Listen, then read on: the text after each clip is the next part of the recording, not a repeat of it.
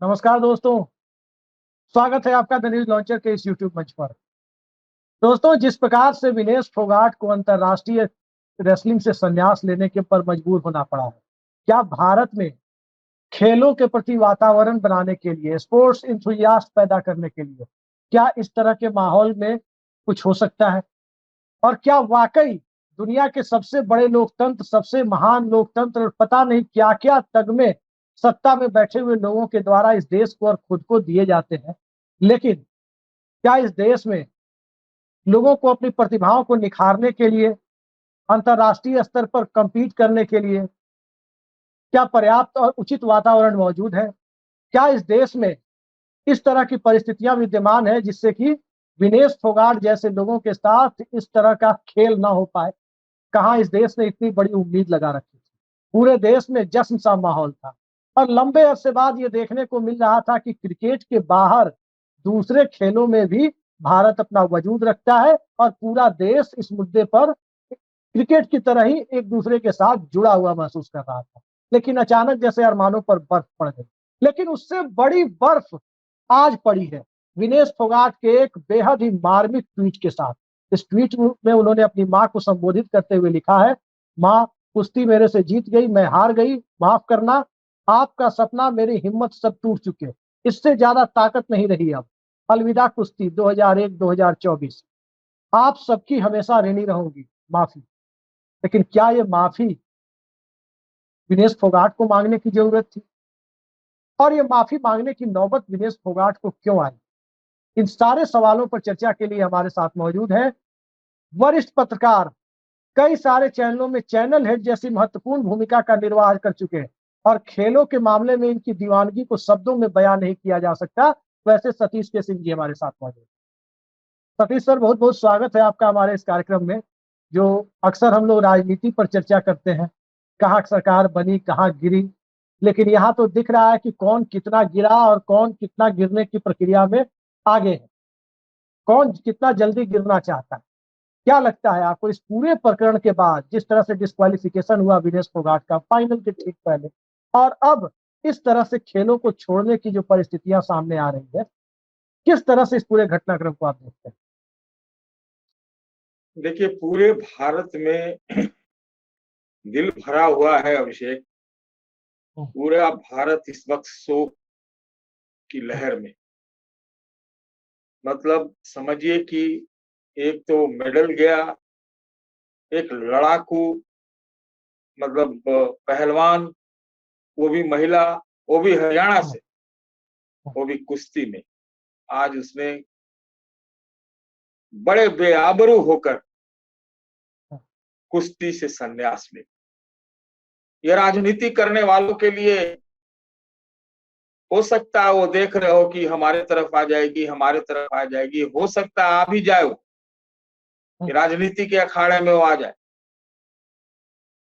लेकिन खेल के लिए 140 करोड़ भारतीयों के लिए, महिला समाज के लिए आज बहुत बड़ा, मतलब दुख का दिन। जो भारत ये सपने संजो रहा है, प्रयास भी दिख रहे हैं कि 2036 में ओलंपिक गेम यहाँ भारत में कराने जाने की एक दावेदारी पेश की जाए अंतर्राष्ट्रीय स्तर पर, बहुत लॉबिंग चल रही। प्राइवेट कंपनियां बहुत आगे आ रही, सरकार भी लगती है जो कराना चाहती। वैसे में जो आपका सुपरस्टार है, मिसमैनेजमेंट की वजह से, अंदरूनी सैबोटाज मैं नहीं कह सकता, लेकिन मिसमैनेजमेंट की वजह से आज वो हार कर कुश्ती को अलविदा कह रही। ये आप एक छोटी सी घटना नहीं है, ये बहुत बड़ी घटना है। 65, मतलब 65% आबादी इस देश का जवान है, 32 साल से नीचे का है। उसके ऊपर क्या गुजर रही होगी इसका हम सोच नहीं सकते। हर घर में दुख है, हर घर में मातम है, जिसको कुश्ती से, खेलों से कुछ भी नहीं लेना देना, जी।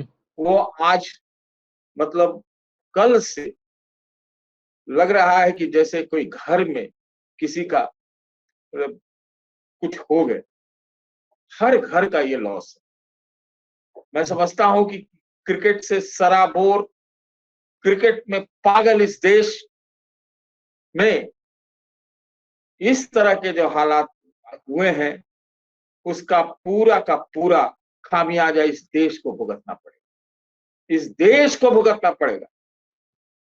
हम शर्मिंदा भी हैं अंतर्राष्ट्रीय बरादरी के सामने कि जहां पर आप वजन 100 ग्राम के लिए आप बाहर हो गए। क्या मैनेजमेंट किया आप लोगों ने?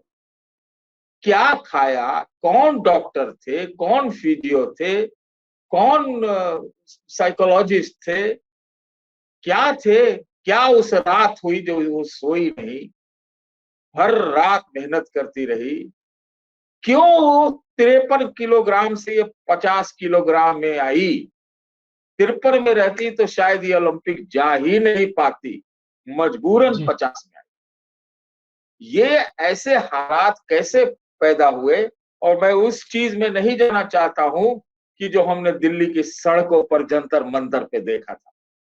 ये बहुत ही, मैं समझता हूं, राष्ट्रीय त्रासदी की बात है। अपील की गई है, अपील करने में भी देरी हुई, अपील करने में भी देरी हुई। क्या खुदा न खास्ते कुछ देखिए, कुछ न कुछ हो जाए। राजनीति तो आप देख ही रहे हैं, चाहे इस साइड से चाहे उस साइड से, एक तरफ आप से राजनीति डैमेज की बात कंट्रोल कर हो रहे रहा हैं। है। सतीश सर, आप राजनीति की बात कर रहे हैं। संसद के अंदर मनसुख मांडविया जो मंत्री हैं, वो ये बताते हुए नजर आए कि 70,55,000 कुछ रुपए खर्च किए गए। क्या ये बताना, क्या उन्हें मंत्री पद पर रहने का नैतिक अधिकार है? क्या उन्होंने, जो नरेंद्र मोदी कहते थे ना 2013-14 में कि अपने मामा के घर से पैसे लाए थे क्या, नरेगा और दूसरी चीजों के लिए, तो क्या उनके मंत्री कहां से पैसे लाए थे? ये इस देश के लोगों का पैसा था, किसी के बाप का पैसा नहीं था। मंत्री महोदय इस तरह से बात कर रहे हैं। एक फिल्म अभिनेत्री है, भाजपा की सांसद है 3 बार से, हेमा मालिनी, वो कह रही हैं, वो हंसते हुए मुस्कुराते हुए बोल रही है कि 100 ग्राम कम करना सीखना चाहिए, खैर अब मेडल तो नहीं ही मिलेगा। ऐसे लग रहा है जैसे उन्हें निजी तौर पर कोई खुशी मिल रही हो। ये क्या हो रहा है इस देश में? जाए राजनीति, हर चीज हम लोगों की, देश की सब चीज राजनीति में ही चली आती है। निश्चित रूप से मनसुख मंडाविया ने, भाई वो सांख्यिकी की दृष्टि से तो सही हो सकते हैं क्या, लेकिन उसका मौका था कल। अरे आप बताते कि आप वो गई, उसके लिए टीम ने क्या किया, वहां पर क्या क्या हुआ, आप बताते कि भारत लड़ेगा, अपील कर रहा है, सब कुछ कर रहा है। ये थोड़ी बताइए 70 लाख क्या होता है। 70 लाख को अगर आज वो उसको मेडल मिलता तो ये 70,000 करोड़ के बराबर भी, मतलब उससे भी ज्यादा इसकी कीमत थी। क्या होता? एक लड़की जो कि कुश्ती में फाइनल में पहुंची हो, जिसने एक ऐसे खिलाड़ी को हराया, उस समय तो उसका वजन 50 के कम ही था ना, ये तो कल बताया गया कि 100 ग्राम ऊपर हुआ। ऐसी लड़की को हराया, सुसाकी, मैं उसको बहुत दिन से देख रहा हूं, सुसाकी को, जो अंतरराष्ट्रीय खेलों, अंतरराष्ट्रीय कुश्ती में आज तक कभी हारी ही नहीं जी, उसको हरा दिया। उसको ये आप बुद्धि से हराया, क्या बुद्धि से हराया? आप देखे थे, हम तो देखे थे कि क्या बुद्धि से हराया। फिर उसके बाद उसने हराया, अभी ये अमेरिका के पहलवान से होता ये फाइनल, और मुझे पूरी उम्मीद थी कि जीत जाती, ये जीत जाती। मैंने बहुत एनालिसिस किया कि उसकी क्या स्ट्रेंथ है, अपने वाले की क्या स्ट्रेंथ है, लेकिन ये हो न सका। दूसरी बात, देखिए नियम कानून 11 में है कि उसको, मतलब आप उसको नहीं देते, मतलब उसको डिस्क्वालीफाई कर दे। एक नियम इसलिए भी था, एक नियम जैसे 56 का, आपने क्या किया, आप बराबर, आपको यहाँ देश में क्या सुनने को मिल रहा है कि उसका वजन थोड़ा कंट्रोल नहीं हुआ, वो अपने मन मर्जी की सब कोच फिजियो सब रखी हुई थी, हमने पूरा पैसा सब कुछ दिया, सबको दिया, यही बताने की कोशिश हो रही। ये कोई क्यों नहीं बता रहा है कि भाई मान लेते एक तरह से डिस्क्वालीफाई ही होना था, मान लेते तो हम वजन कराने नहीं जाते सेकेंड डे, दूसरा नहीं जाते, डिस्क्वालीफाई हो जाते, बीमार पड़ गए, भाई माथा दर्द हो रहा, हम नहीं लड़े, है कि नहीं।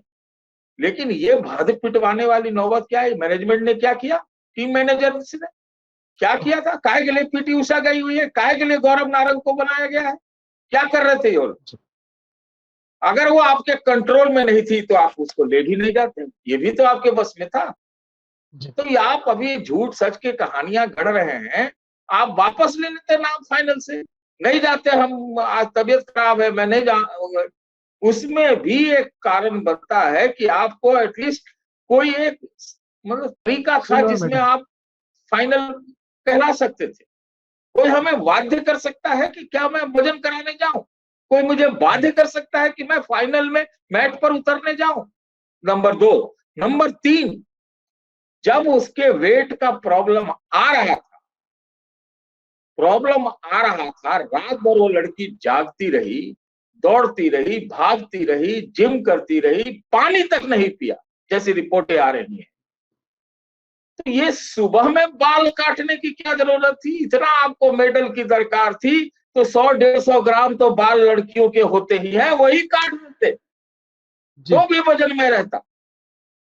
ये माने मूर्खतापूर्ण भी कह सकते हैं, लापरवाही कह सकते हैं, और यहाँ पर बू आती है जबरन, मतलब कोई ना कोई ये इस तरह की मिसमैनेजमेंट की, ये भी समझ में आती।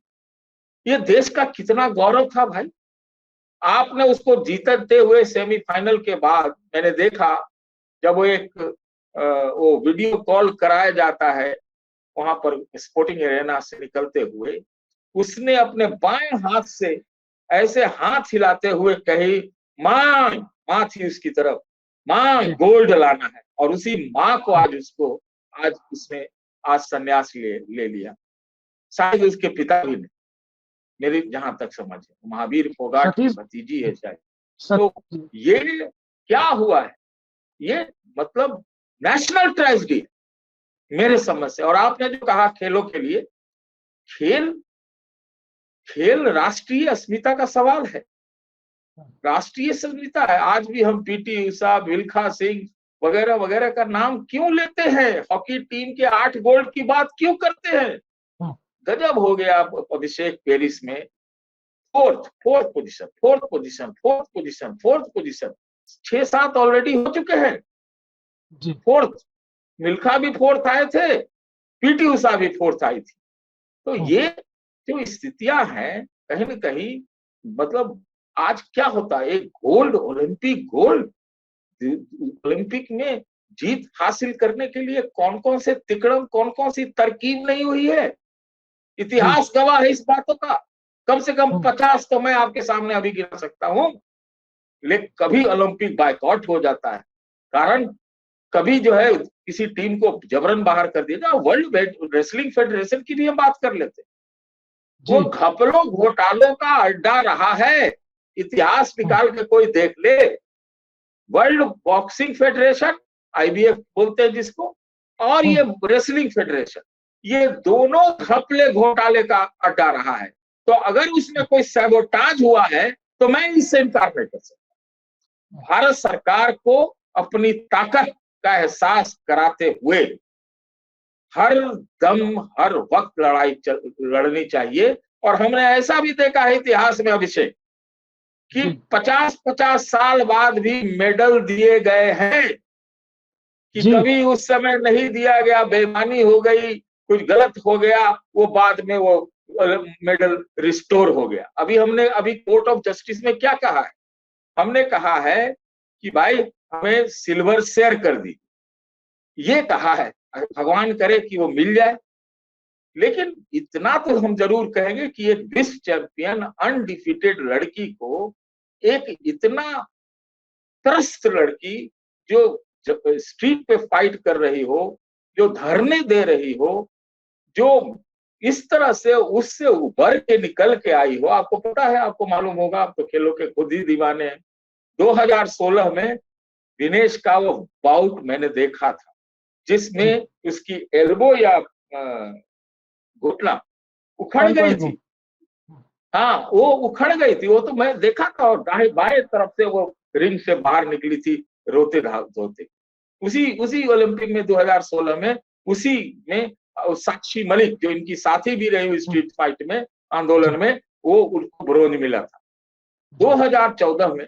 2020 में भी इनके के साथ था ये विवाद, था उस समय भी, जब ये 2000 ये टोक्यो का ओलंपिक हुआ था, उस समय भी ये विवाद था। और मुझे तो लगता है कि जो भारतीय रेसलिंग संघ के साथ जो उनका विवाद पैदा हुआ, जो झगड़ा पैदा हुआ, आर पार शुरू हुआ, वो उसी समय की बात है ओलंपिक की, क्योंकि ये लेट पहुंची थी। जिस दिन बाउट था उससे एक दिन पहले कुछ ऐसा कुछ हुआ था, उतना याद नहीं है। उसमें और ऐसा हम नहीं कह सकते ना कि भाई आदमी के मानसिक स्थिति पे फर्क पड़ता है। रेसलिंग करना है, लड़ाई लड़नी है भाई, पहलवान को दूसरे को पटकना है। आप ये सोच देखिए ना कि ये दूध के धुले हुए हैं, ये जो रेसलिंग फेडरेशन वाले हैं, ये दूध के धुले हुए हैं। उसी पर आ रहा हूँ सतीश सर, मैं उसी पर आ रहा हूँ। 12 अप्रैल को इसका विनेश फोगाट का एक ट्वीट है। ट्वीट क्या है, मैं उसका मजमून पढ़ के आपको सुना देता हूँ कि 19 अप्रैल को एशियन ओलंपिक क्वालिफाइंग टूर्नामेंट शुरू होने जा रहा है।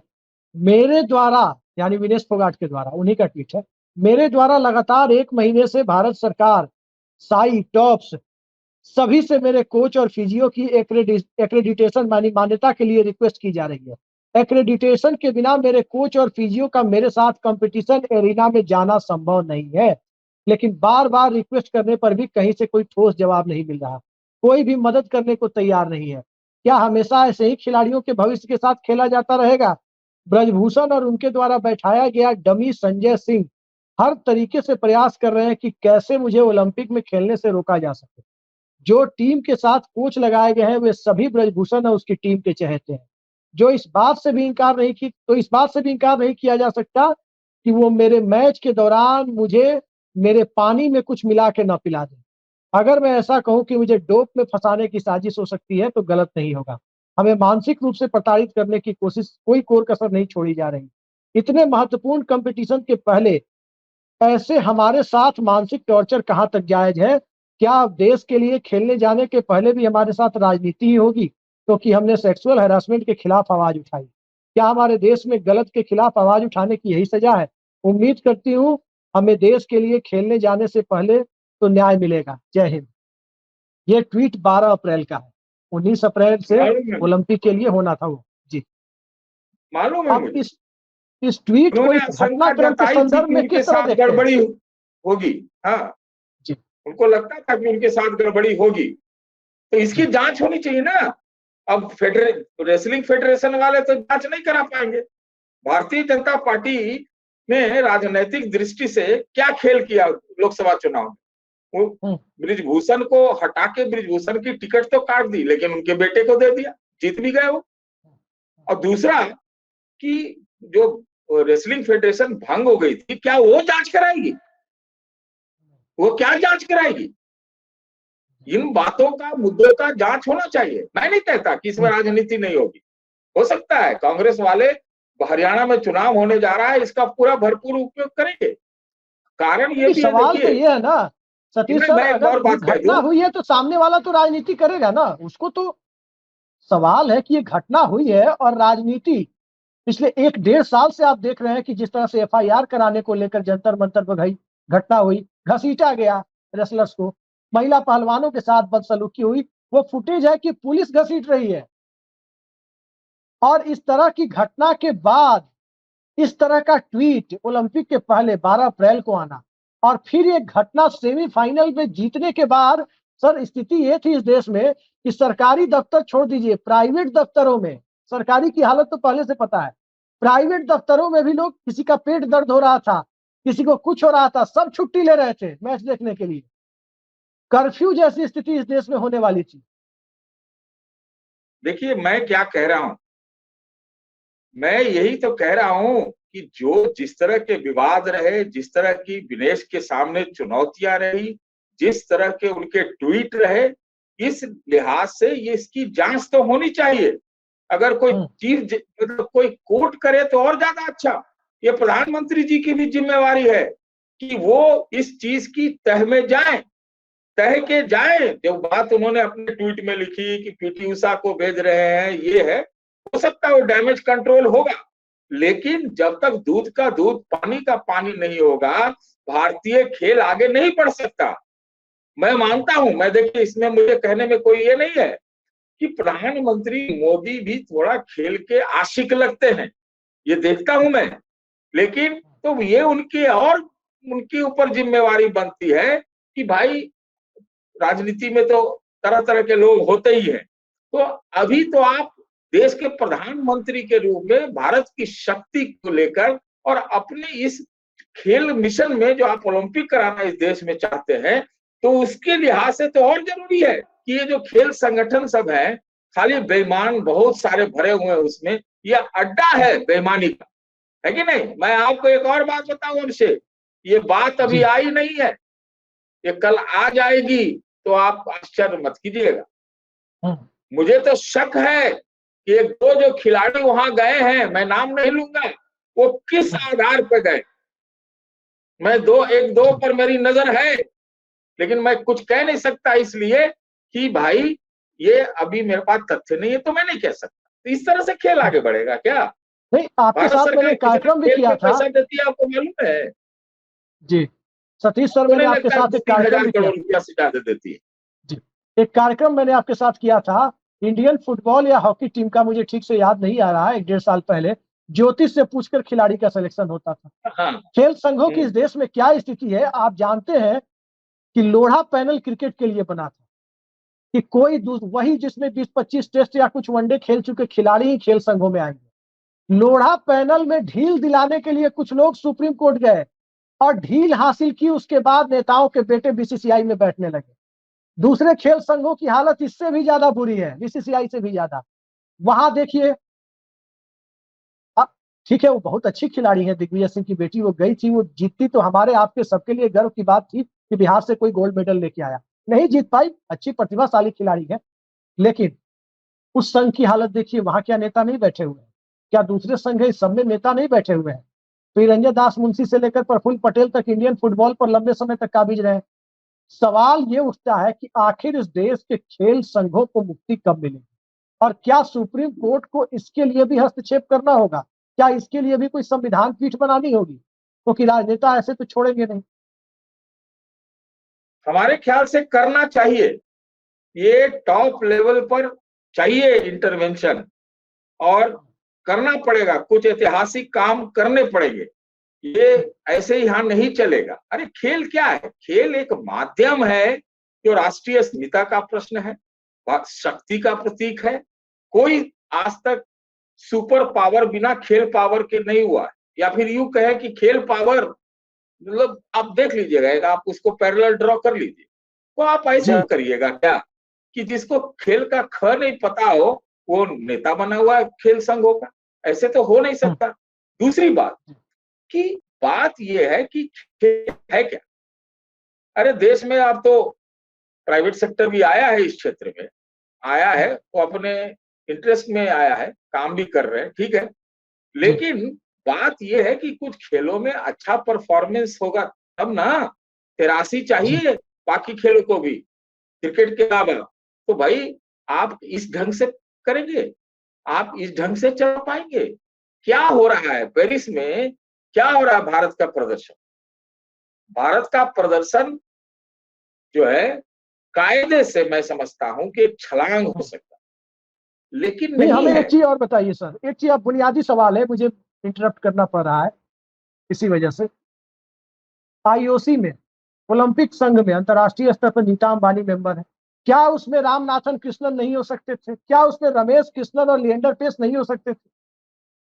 ये कौन सा ड्रामा चल रहा है कि नीता अंबानी जाएंगी वहां पर? देखिए मैं कौन सा उतनी दूर विरोध नहीं उन्होंने जाऊंगा, जताया है? है भी कुछ, वो है भी कुछ, ऐसा नहीं है। आईओसी की अभी हेड हमारे देश की पीटी उषा है, वो ठीक है, ये सब कुछ बदलाव हुआ है, उसकी सराहना भी करनी चाहिए, टॉप स्कीम बढ़िया स्कीम है। लेकिन अगर खेल संघों को आप प्रोफेशनलाइज नहीं करेंगे, एक्सपर्ट को मौका नहीं देंगे, और खाली ये राजनीति में ही सब चीज को घसीट के ले आएंगे और दबदबे का वो एक माध्यम बनाएंगे। खेल क्या है, मैं तो बार बार कहता हूं, खेल जो है आपको नौकरी, मतलब आपके सामाजिक और आर्थिक उत्थान का एक बहुत बड़ा जरिया है। ये चीज हमको बहुत सारे देशों में दिखा है, खासतौर से अमेरिका में ये दिखा है। तो आपको उस ढंग से खेल को अप्रोच करना चाहिए, है कि नहीं? तो अभी तो हमारा सिस्टम क्या है, हम ले अब उस सब पर बहुत जाएंगे, बड़ी बातें हो जाएंगी, छोड़ दीजिए उसको। लेकिन मुद्दा ये है कि प्रोफेशनलाइज करना है।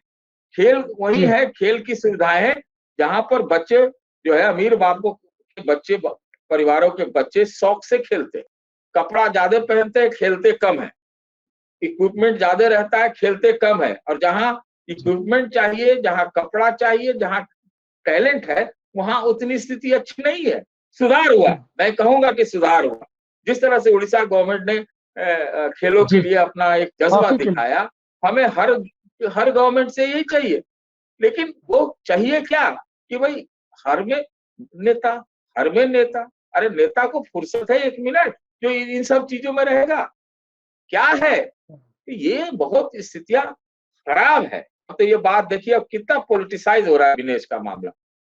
अब वो क्या नाम है, भूपेंद्र सिंह हुड्डा कह रहे हैं कि अगर हमारे पास नंबर्स होते तब तो हम राज्यसभा ही उनको भेजते।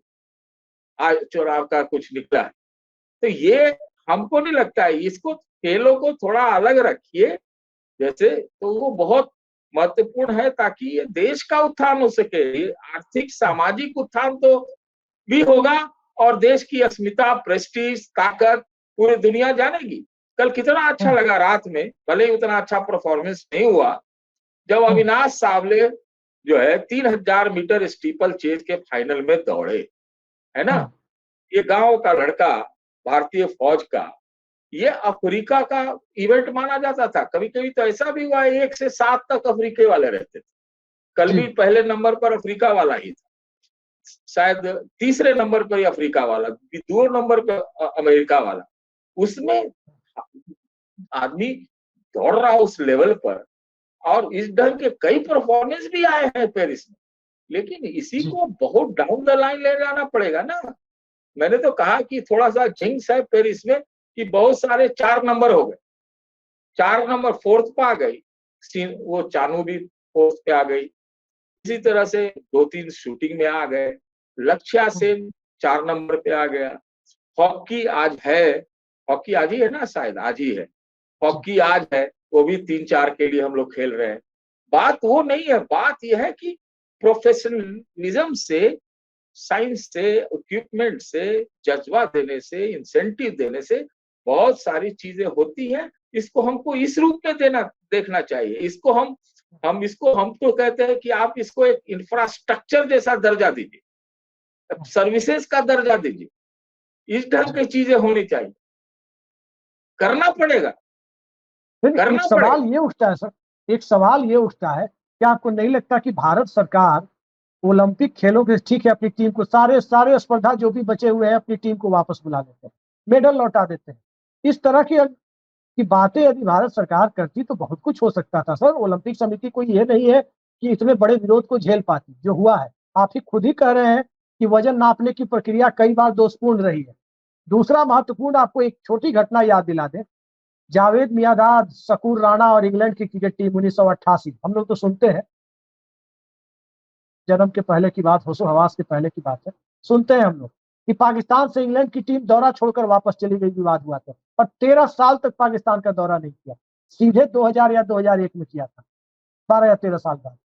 सवाल ये उठता है, भारत सरकार का रवैया इतना लैकडायसिकल अप्रोच जिसको कहते हैं, ढीला ढाला रवैया, वो क्यों दिख रहा है? ये तो बहुत आश्चर्यजनक घटना है कि इस तरह की चीज दिख रही है। देखिए, मैं कोई एक चरम या एक्सट्रीम की बात का समर्थक नहीं हूं। मैं ये कह रहा हूं कि ये सब एक्सट्रीम स्टेप है, क्योंकि इसमें कई सवाल खड़े हैं, कुछ गलतियां हमारे साइड से हैं, तो इस आधार पर बड़ा मुश्किल है एक काम। दूसरा, हमारा पूरा सिस्टम लगता है कि ओलंपिक होस्ट करने के पूरे दावेदारी पेश करने में लगा हुआ है। तो ये सारी चीजें ठीक नहीं होंगी, ये ठीक नहीं रहता। तीसरा तो हम लोग ये देखें कि राजनीतिक कारणों से ही सही, आप सब जानते हैं, हम सब जानते हैं कि 80 में ओलंपिक बायकॉट किया गया। जवान में जिन लोगों ने बायकॉट किया था, जब वहां हुआ ओलंपिक, तो जिनके यहाँ बायकॉट हुआ वो लोगों ने बायकॉट कर दिया। ये सब चलता रहता है।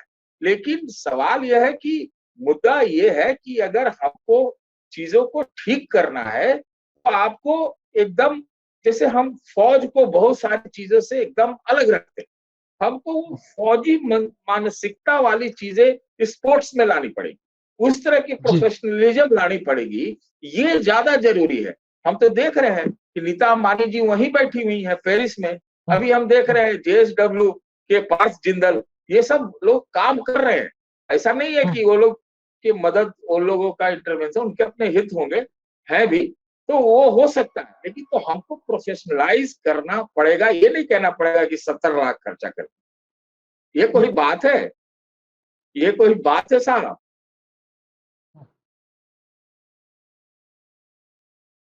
एक आखिरी सवाल पर हम आ रहे हैं सतीश सर, आखिरी सवाल जो बड़ा ही बहुत दुखी मन से इसे पूछना पड़ रहा है। इस पूरे घटनाक्रम को देखकर आपको क्या लगता है? एक तो भारत में एक जेंडर बायस्ड की स्थिति शुरू से रही है, इससे कहने में कोई गुरेज नहीं है। तमाम लोग हमारे महान संस्कृति और तमाम चीजों की दुहाई देते रहे, लेकिन जेंडर बायस्ड की स्थिति रही है। उस माहौल में जिस राज्य में लिंगानुपात सबसे खराब था, 1000 पर 877, उस राज्य की महिलाओं ने देश का नाम रोशन करने का बीड़ा उठाया खेलों के माध्यम से, और माहौल बदल रहा था, रोल मॉडल लोगों के बदल रहे थे। बॉलीवुड से लेकर और क्रिकेट को, बॉलीवुड, क्रिकेट और राजनीति के दायरे से इन 3 फील्ड के बाहर चौथी फील्ड में भी लोग इस देश का आम नौजवान लड़का या लड़की रोल मॉडल ढूंढ रहा और उसे दिखाई दे रहा था, वो आगे बढ़ने के सपने देख रहा। इस पूरे घटनाक्रम के बाद क्या आपको नहीं लगता कि लोगों के अरमानों पर, जो नौजवानों के अरमानों पर जो बर्फ पड़ी है, इससे इस देश में खेलों के प्रति जो वातावरण बनना शुरू हुआ था उसको बहुत बड़ा धक्का लगा?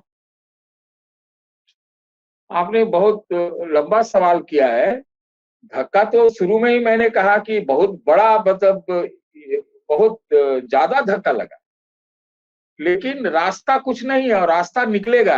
हम बहुत उम्मीद वाले लोग हैं, ये रास्ता निकलेगा। कोई रास्ता भी नहीं है आगे बढ़ने के अलावा। 140 करोड़ का देश अगर यह अपने आप को सुपर पावर समझता है और सुपर पावर बनना चाहता है, तो उसके पास कोई रास्ता नहीं है और कि वो खेलों को आगे बढ़ाए। अब ये क्रिकेट वाला मानसिकता से थोड़ा आगे तो जाना ही पड़ेगा, और दिख भी रहा है रिजल्ट। बहुत सारे खेलों में रिजल्ट दिख रहे हैं, ऐसा नहीं है। तो कोई रास्ता नहीं है। और जहां तक जेंडर बायस का सवाल है, तो जेंडर बायस तो है, लेकिन इसी में से तो महिलाएं निकल रही हैं, इसी में से निकल रही, वो सारी चीजें रहेंगी, वो चुनौतियां रहेंगी। लेकिन जब आवेग, जब मोमेंटम होता है, तो वो फिर सारी बाधाओं को तोड़ देता है। हम कुछ भी कह लें, जो भी विनेश फोगाट के साथ हुआ, जो कुछ भी, जिस तरह के ट्रायल एंड ट्राइबुलेशंस हुए, जो भी चुनौतियां रही, जो भी उनके साथ अत्याचार हुआ, इसके बावजूद भी वो ओलंपिक में गई। लोग उनको ले जाना पड़ा। ये अलग बात है कि ये जो कांड हुआ, सैबोटाज हुआ, मिसमैनेजमेंट हुआ, ये हुआ, लेकिन आज वो पीपल्स प्रिंसेस बन गई पूरे देश के लिए। जैसे एक समय प्रिंसेस डायना के बारे में कहा जाता था कि वो पीपल प्रिंसेस है ना, ये उनका ऑरा था, उनका वो था। आज वही मुकाम विनेश फोगाट ने हासिल कर लिया है। मैं एक ही लाइन बोलता हूं, मैं टेक्निकल बात कहता हूं। अरे भाई, जिस विश्व चैंपियन को जो कभी वो हारा ही नहीं, वो तो 50 किलो से नीचे रहते हुए उसको हराया ना। ये बहुत टेक्निकल बात, ये तो सत्य है, ये तो सत्य है, ये तो कोई वापस नहीं ले सकता, इसमें तो कोई सवाल नहीं खड़े कर सकता। आप डिस्क्वालीफाई कर दीजिए, हो गया। आपको पता है, एक और बात बता दो चलते चलते, जो वर्ल्ड रिकॉर्ड होल्डर है फेथ किपिएगोन है, वो भी डिस्क्वालीफाई हो गई थी परसों या तरसों 5000 मीटर के रेस में। जी हाँ, 5000 मीटर के रेस में, वो रेस मैं देख रहा था, केहुनी मारने का आरोप था, है ना। और उसके बाद कीनिया ने इसको अपील किया और उनका सिल्वर रिस्टोर हो, मिल गया। तो देखिए, शायद आज ही फैसला आना है, क्या आना है, हम तो कहे ये भी भले आज ना फैसला आवे। हमने तो ऐसा ऐसा देखा है कि बहुत 10 साल 20 साल 25 साल बाद भी मेडल दिए गए हैं वापस, जिसको नहीं मिला था। और हमने ये सब भी देखा है, मुट्ठी उठाने वाला, अब देखे होंगे वो टॉमी स्मिथ और ये सब जो थे, और एक कैसियस क्ले जो मोहम्मद अली के नाम से जाने, उन्होंने अपना मेडल ही फेंक दिया था नदी में। तो बहुत चीज ओलंपिक गाथा में है। तो मैं समझता हूं कि भविष्य तो उज्जवल ही है। चुनौतियां जो भी हो, एम्बेरसमेंट जो भी हो, हम लोग शोक में रहें, लेकिन शोक तो है निश्चित रूप से, लेकिन आगे रास्ता निकलेगा और निकल रहा है, निकालना पड़ेगा। बिल्कुल आपने सही कहा सतीश सर। और व्यक्तिगत संस्मरण में एक बता दूं, जब 5वीं 6ठी क्लास में हम लोग पढ़ते थे 90s में, उस वक्त पीट सैम्प्रास और आंद्रे अगासी का टेनिस मैच, विंबलडन का हो या यूएस ओपन का हो या फ्रेंच ओपन का हो या ऑस्ट्रेलियन ओपन का हो, उसे देखने के लिए रात रात भर जगे रहते थे और बेसब्री से इंतजार होता था। और हम लोग सपने देखते थे कि भारत में भी कोई पीट सैम्प्रास और आंद्रे अगासी जैसे खिलाड़ी आएंगे जहां इस तरह का मुकाबला देखने को मिलेगा। उम्मीद जगने लगी थी, लेकिन विनेश फोगाट प्रकरण ने बहुत बड़ा धक्का पहुंचाया। अब आने वाला वक्त इस पर जी कुछ कह रहे हैं आप? मैं आपको, आपने आंद्रे अगसी का नाम ले लिया तो मैं एक और आपको संस्मरण दिला देता हूं जी। 1996 का अटलांटा ओलंपिक्स, भारत के लिएंडर पेस ने लगभग उनको हरा दिया जी। वो मैच मैंने देखा था। जी। अब ऐसे भी लिएंडर पेस को ओलंपिक मेडल है, हाँ, ब्रॉन्ज मेडल मिला था। जी। निश्चित तौर पर इस तरह के माहौल इस देश में बनाने की जरूरत थी, जिससे कि अंतर्राष्ट्रीय स्तर के खिलाड़ी यहाँ पैदा हो और खेलों के प्रति वातावरण बने। लेकिन जो घटनाक्रम पेरिस से लेकर दिल्ली तक हुआ है, जिस तरह से, चाहे गलती सरकार के मंत्री संसद में रुपए को गिना कर करें, चाहे रेसलिंग फेडरेशन का गैर जिम्मेदाराना रवैया रहा हो, और चाहे राजनीति रही हो, ओलंपिक संघ की राजनीति से लेकर भारत के अंदर की अंदरूनी राजनीति तक, सबने विनेश फोगाट के सपने को नहीं, इस देश के सपने पर तुषारपात करने का काम किया है। आने वाले वक्त में वक्त ही इस बात का इंसाफ करेगा कि आखिर इस देश में खेलों को लेकर कोई पॉजिटिव, कोई सकारात्मक माहौल बन पाएगा, या इसके लिए अभी भी एक आध सदी का इंतजार करना होगा।